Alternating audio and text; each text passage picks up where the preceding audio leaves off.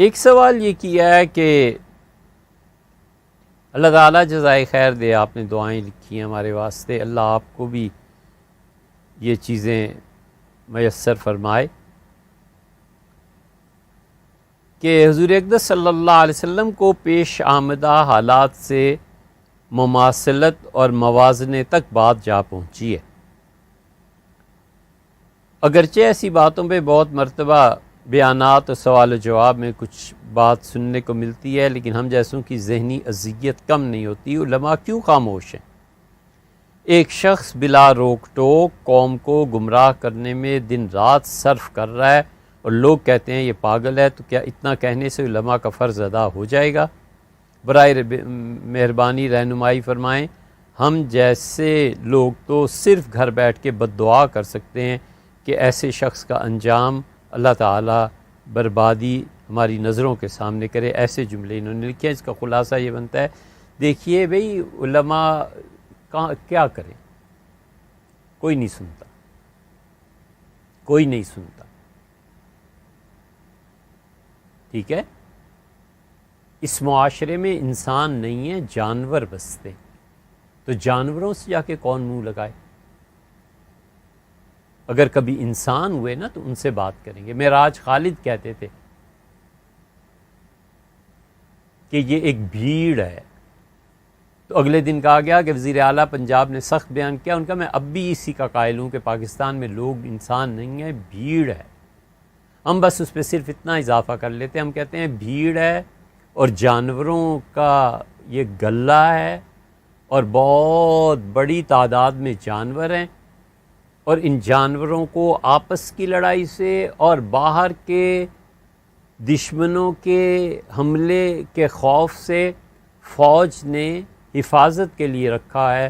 فوج نے اپنے آپ کو، اور فوج کہتی ہے ایسے نہ ہو کہ تم ایک دوسرے کو چیر پھاڑ کھاؤ اور یا پھر باہر سے حملہ ہو جائے تم پہ اور تمہیں ہلاک کر دیا جائے، ہم تمہاری حفاظت کریں بس۔ اس سے زیادہ اس ملک میں اس قوم کی حیثیت کچھ نہیں۔ آپ کے دلائل ہوں گے اپنی جگہ پہ، لیکن ہم جو سمجھتے ہیں وہ یہی ہے۔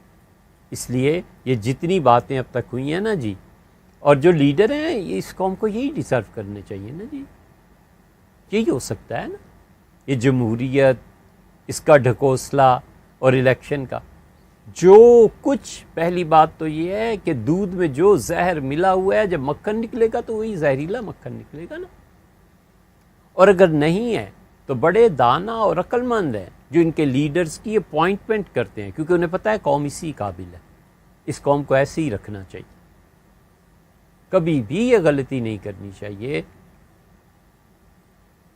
کہ جو اس قابل ہے اسے جوتے تلے رکھا جائے، اس کے سر پہ تاج پہنا دیا جائے۔ یہ غلطیاں کبھی نہیں کرنی چاہیے، ہیں اس قابل۔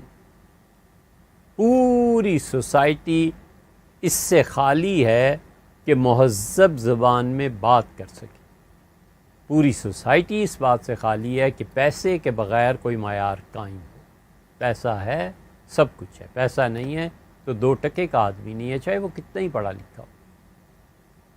علماء کہاں جائیں؟ کون سنتا ہے ان کی؟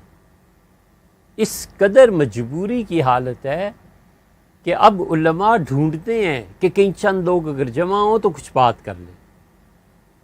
آج سے 30-40 سال پہلے بھی جنازوں میں کوئی لمبی اتنی تقریریں نہیں کرتا تھا، نکاح کے موقع پہ تقریریں نہیں ہوتی تھی، جمعے کا ایک وعظ ہوتا تھا، لوگ جوک در جوک اور شوق سے جاتے تھے، بس سن لیتے تھے۔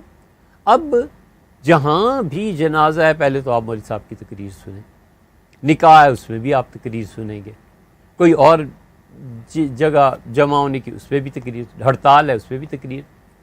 انہیں بھی پتہ ہے کہ یہ نہیں سنتے، اور انہیں بھی پتہ ہے کہ نہیں سننا اور جان چھڑانی۔ اے بھیا، جس ملک میں ایک طرف ہر پانچواں چھٹا آدمی سیلاب کے عذاب میں گرفتار ہو، اسی ملک میں لوگ جلسے بھی اٹینڈ کر رہے ہوں، لوگ اپریشیٹ بھی کر رہے ہوں، اچھل کود بھی رہے ہوں، کرکٹ کا تماشا بھی، تماشا اس سے کہتے ہیں کہ ذرا احساس نہیں ہے دل میں کہ لوگوں پہ کیا بیت رہی۔ خدا رحم کرتا نہیں اس بشر پر، نہ ہو درد کی چوٹ جس کے جگر پر۔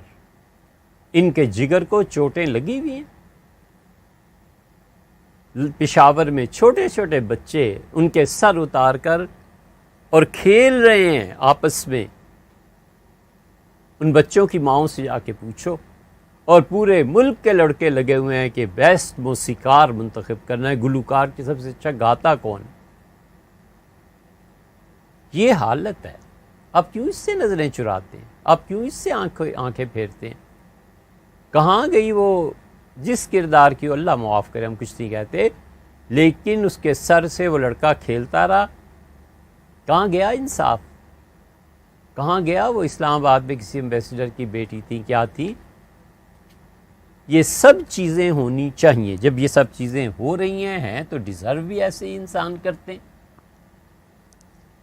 جیسے اعمال اور کرتوت ہیں ویسے ہی ڈیزرو کرتے ہیں۔ حضور اقدس صلی اللہ علیہ وسلم نے فرمایا تھا نا، بس اس حدیث کی تشریح نہیں کرنی، آپ خود ہی سمجھ جائیں گے۔ نبی کریم صلی اللہ علیہ وسلم نے فرمایا تھا، عفو، اپنے آپ کو پاک رکھنا، تعفو نساءکم، تمہاری عورتیں پاک رہیں گی، بیوی پاک رہے گی، اپنے آپ کو پہلے پاک رکھنا۔